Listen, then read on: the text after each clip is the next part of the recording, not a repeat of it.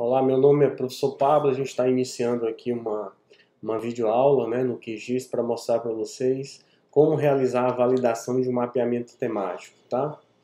Então, essa é uma etapa importante, né, que pode ser utilizada logo após a classificação, que a gente vai validar, né, se o nosso mapeamento, oriundo de um processo de classificação supervisionado ou manual, o quanto, né, ele tem de acerto e o quanto ele tem de certeza nesse processo.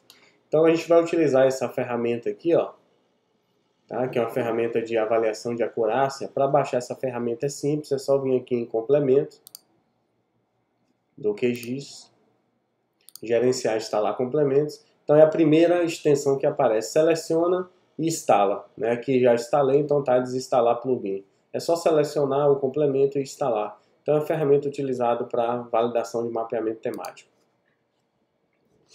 Então vamos abrir aqui uma classificação já realizada, né?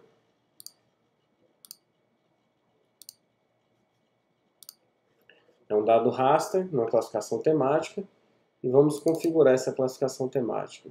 Vamos colocar aqui, para colocar os atributos descritivos também, colocar uma banda simples falsa cor. São 5 classes, né, que a gente tem uma legenda pré-estabelecida aqui, ó. Eu deixei um TXT já com a legenda pré-estabelecida que foram as classes. Lembrando que no raster só vai armazenar uma única classe do mapa. Isso é uma das características que diferenciam um dado raster de um dado vetor. Né? O vetor tem muito mais flexibilidade de associar atributos. Aqui eu só consigo associar o número, o valor. Então o que está no raster 1 é floresta, 2 desmatamento, 3 regeneração, 4 água e 5 queimada. Ok? Vamos memorizar isso aqui. Então, são 5 classes, mas lembrando, né, intervalos iguais, lembrando que o 0 também é o background, já que a órbita ela do satélite foi utilizada na classificação em cima da imagem do Landsat. Ela não é totalmente polar, ela é quase polar, tem uma inclinaçãozinha que gera esse background, já que a estrutura tem que ser matricial. Então, como ela é inclinada, vai gerar um background, que é um valor escuro lá, sem informação. Então, são 6. Aqui a gente pode vir definir as cores que a gente quiser. Por exemplo, eu vou colocar um verde mais escuro, que é a área de floresta, né? Lembrando, vem aqui, floresta, posso colocar o rótulo, mas lembrando que o atributo associativo ao dado raster é o campo valor, é o campo numérico. O 2, vou colocar uma coloração magenta aqui bem clara, que é desmatamento.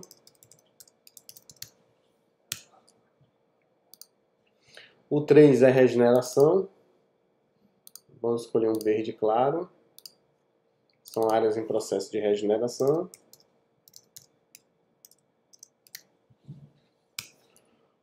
O 4 são os rios e lagos, né? Então vamos colocar rios, lagos. Colocar a cor azul. Posso já até escolher um tom de azul aqui para adiantar. E os 5 são as áreas queimadas, com cicatrizes de queimadas, que a gente identificou na imagem. Vamos colocar esse roxo aqui para escuro. Ok? E esse 0, lembrando, é sem informação. Posso colocar a nomenclatura aqui, sem dados. Ok? Então temos aqui, né, já o rótulo, o label de cada classe, que representa cada classe dessa. Aqui vamos adicionar agora a imagem que foi classificada, que é essa imagem aqui, que é uma composição colorida do Landsat 5, apenas com 3 bandas. Adicionamos, colocamos ela no nível de hierarquia abaixo, né? E vamos aplicar um contraste. 3, 2, 1, coloca. Aqui foram as bandas 3, 4, 5, então vai ficar 5, 4, 3. Porque a primeira banda a ser adicionada foi a 3, depois 4 e 5. Então vamos fazer a inversão aqui. Mínimo e máximo. Vamos colocar corte cumulativa de contagem. Ok, então vejam que agora a imagem está com contraste, tá? A imagem de satélite. E essa classificação foi feita em cima dessa imagem. Então vamos para a validação dos dados. A validação ela pode ser feita de duas maneiras, né? Ou você vai em campo, tá? E verifica naquele ponto a partir de uma distribuição aleatória de amostras o que de fato é em campo e se corresponde com a sua classificação. Ou você utiliza uma imagem de alta resolução espacial. Por questões práticas, a gente vai utilizar a mesma imagem da classificação. Mas lembrando que em termos técnicos teria que ser uma imagem de satélite de resolução espacial melhor da que foi classificada. Mas por questão operacional, a gente vai utilizar aqui a mesma imagem classificada como se estivesse fazendo uma simulação da validação em campo, tá certo? Então vamos abrir aqui a ferramenta, ela já ficou aqui, eu vou colocar ela para ficar nessa janela um pouco maior para a gente poder trabalhar. Então aqui ele pede para a gente selecionar o raster temático, né, que é classificado, a nossa classificação. Tá? E é importante informar aqui, ó, que nessa classificação o 0 é o no data, porque depois quando a gente for gerar as amostras, tá, ele já exclui o valor 0. Tá? Vamos para o processo de amostragem. A gente tem aqui várias condicionantes do processo de amostragem, né? Mas primeiro tem que escolher se a nossa distribuição ela é simples ou estratificada. Ela é estratificada. Por que ela é estratificada? Porque percebam que, se a gente for olhar aqui, está em azul aqui a água, é a que tem menor proporção na minha imagem de satélite. Então, geralmente, no processo de amostragem, a gente tenta estabelecer as nossas amostras, né, para que ela tenha uma representatividade em torno de 10% de cada classe para se trabalhar com bom coeficiente de variação. Ok? Como as classes elas ocorrem, né, com uma distribuição de frequência diferenciada, então é importante anotar quantas amostras você coletou para poder ter representatividade da classe 1, da classe floresta, né, da classe desmatamento e assim por diante. Tá? Então temos que ser obrigatoriamente, nesse caso, a amostra tem que ser estratificada. Vamos selecionar a classificação, né, que a gente vai gerar a amostra estratificada. Ele pergunta aqui, a amostra ela vai ser fixa? Você vai digitar manualmente para cada categoria ou ela é baseada em alguma proporção? Não, fixa. Então aqui veja que nós já temos, ó, se a gente for observar a tabela com os códigos, com os respectivos códigos, a gente já tem 1 que é floresta, 2 que é desmatamento, 3 que é regeneração, 4 que é água e 5 que é queimada, tá? Então, por padronização, né, vou colocar algumas amostras aqui diferentes, 2, 3, 2, 1 e 2. Por que eu estou colocando esses números aleatórios? Vejam só, se eu fosse seguir a distribuição para ter uma representatividade de 10% dessa classe aqui de floresta, que é essa classe verde que está aqui, que é o número 1, evidentemente que eu teria mais de 50 amostras para conseguir representar 10% dessa classe. Então, se a gente colocasse aqui 50 amostras, vejam que o nosso vídeo ia ficar impraticável, ia ficar inviável, tá certo? Então, eu só estou colocando valores aqui aleatórios, né?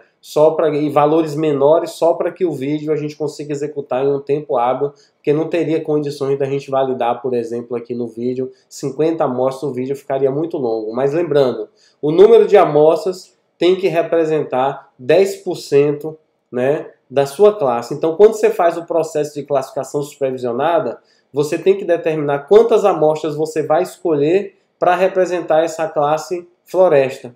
Então, aquele mesmo quantitativo de número de amostras tem que ser utilizados aqui para poder validar o seu dado.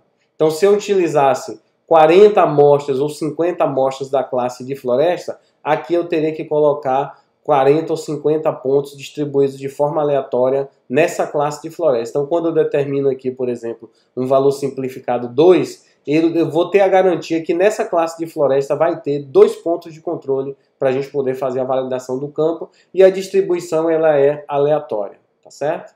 Mas lembrando, esse número ele é simplificado e reduzido para que o nosso vídeo fique operacional. Mas a gente tem que utilizar 10% da área total, que é o número de amostras que você coleta no processo de classificação supervisionada. Feito isso, vamos gerar as amostras. Né? Ele está inicialmente no formato GeoPackage, que é esse formato integrado aqui que surgiu a partir da versão QGIS 3, mas nós podemos criar tranquilamente, são pontos de controle, né? Um arquivo no formato shapefile. Podemos colocar aqui o nome, simplificado, amostras. .shp. Então salvamos as amostras, né? Então ela já aparece aqui, vou colocar no nível de hierarquia acima e vou colocar ela em preto, na coloração preto, só para vocês visualizarem melhor. Vejam que as amostras já estão aqui embaixo, né? E aqui eu tenho a garantia da quantidade de número de amostras para cada classe. É por isso que o processo ele é estratificado, já que a gente tem uma frequência diferente para cada classe dessa de cobertura e uso da terra. Então vamos para a classificação, selecionar as amostras aqui, né? E vamos agora abrir uma outra janela, que é uma caixa de diálogo, onde a gente vai trabalhar os processos relacionados à identificação e validação do nosso mapeamento temático. Aqui vem aqui em abrir caixa de diálogo de classificação. Primeiro vou selecionar para visualização a minha imagem de satélite, tá?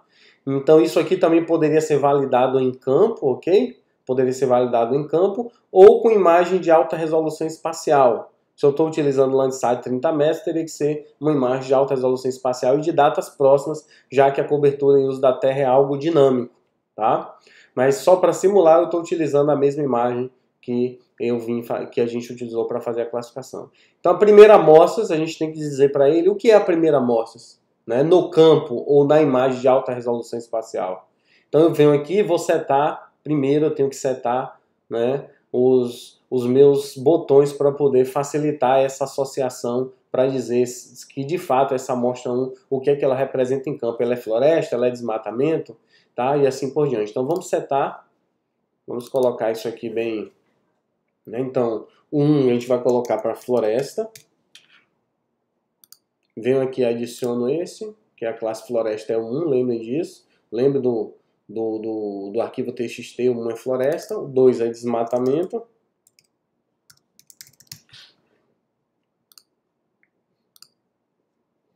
o 3 é regeneração. Então ele já pega, quando a gente clica aqui em classe temática, ele já pega do próprio mapeamento para a gente indicar. O 4, ele vai ser rios, a gente colocou lagos, então temos que associar aqui, rios e lagos. E o último, que é o 5º, queimada. Ok. Então ele some a janela, mas ele vai estar aqui atrás, tá certo? Ele vai estar aqui atrás. Então, na classe 1, vejam que a gente tem um total de 10 amostras. Eu coloquei aleatória 2 ou 3 amostras cada classe, mas lembrem que vocês têm que seguir, né, a quantidade de amostras que vocês fizeram lá na supervisão da classificação, que representa 10% de cada classe. Então, a primeira classe, a gente tem que dizer para ele, né, esse ponto aqui de amostragem que a gente tem que validar a classificação no campo ou na imagem de alta resolução, o que é que ele é. Então, olhando aqui e interpretando a imagem, se eu tivesse em campo, eu iria em campo e validaria esse dado em campo, mas a gente vai fazer utilizando uma imagem de satélite como referência. Então, olhando esse dado, imagine que isso aqui é uma floresta. Então, eu venho cá, associo esse ponto ao botão de floresta. Então, ele já passa imediatamente, ó, para o ponto 2. Esse tamanho da janela ele pode ser aumentado, tá? Porque ele às vezes aproxima, dá um zoom muito próximo, você pode colocar, por exemplo, aqui 300 ou 3000, tá vendo? Então ele pode ser aproximado e aqui com o scroll do mouse você pode aproximar.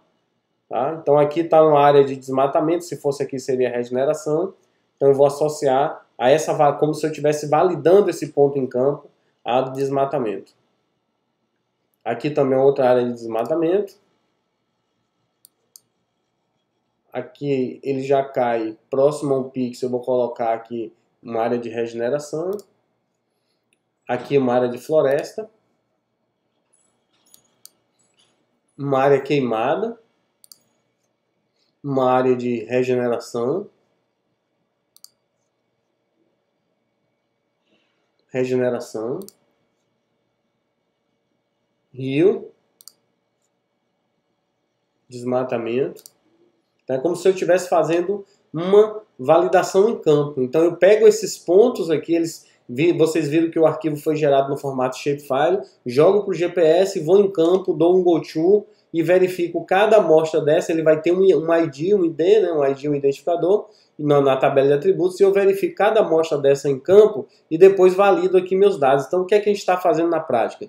A gente está, esses pontos, eles estão coletando, né, a classe da classificação supervisionada, que vai de 1 a 5, tá? E está validando esses dados com a verdade de campo, que aqui a gente está simulando utilizando uma imagem de satélite. Então, é o cruzamento entre o que a classificação identificou e a verdade de campo, né? Para a gente ter uma validação, uma acurácia do nosso mapeamento temático. Feito isso, né, eu selecionei e identifiquei, associei aos botões e identifiquei as 10 classes, eu volto aqui para o QGIS e, né, ele já dá essa informação para a gente que a classificação está completa, tá?